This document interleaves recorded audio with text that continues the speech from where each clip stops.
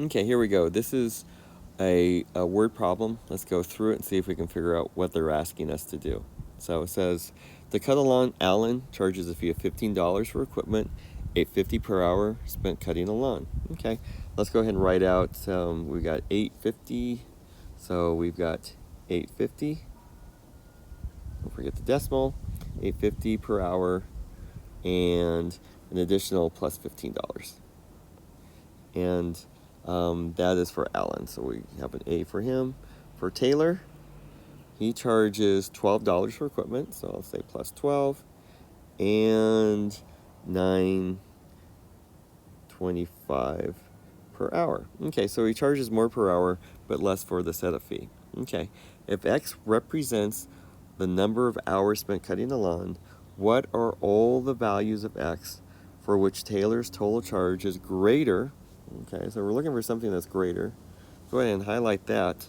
Then Alan's total charge. Okay, well, if you set these up and solve this, it will give you a number. And then we have to figure out what to do with the number. But just let's take a look at the answers that we have here, because we don't have a lot of time on these kinds of tests. And sometimes you may even know how to actually do the problem, but by the time that you take doing the problem, you may not be able to finish the actual test. So let's see what we can get rid of straight away. Now we're looking for something greater. Well, X is greater than 4. Well, this works out.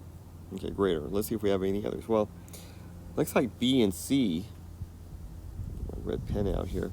It looks like B and C are what we consider to be absolute value inequalities, where that we have a less than statement, actually two of the less than statement. This is not even that kind of a problem, so we get rid of that. That's gone. And then take a look at this sign. This is less than. Okay, we're looking for something that's greater, so this is gone.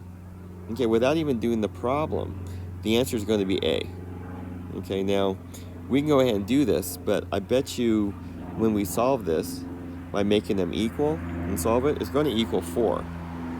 Okay, so if we have time, we can go back and take a look at it. And since I've got time with the video, let's go ahead and just verify it. So we're going to make that the $8.50 an hour. So we'll do this. We'll put 8.50 hours plus 15 equals 9.25 hours plus 12. And we want variables on one side, numbers on the other. I'm going to subtract 850 from that side, minus 850 from this side. Keep the variables. So we have 15 equals 925 times 850 is 0.75 plus 12. So I'm going to subtract 12 from both sides. So we have 3 equals 0.75. Well, okay. How many 75 cents? That actually makes $3. Well, we have 75, $1.50, 2.25, 3. The answer is 4. I got the variable here. Let's see.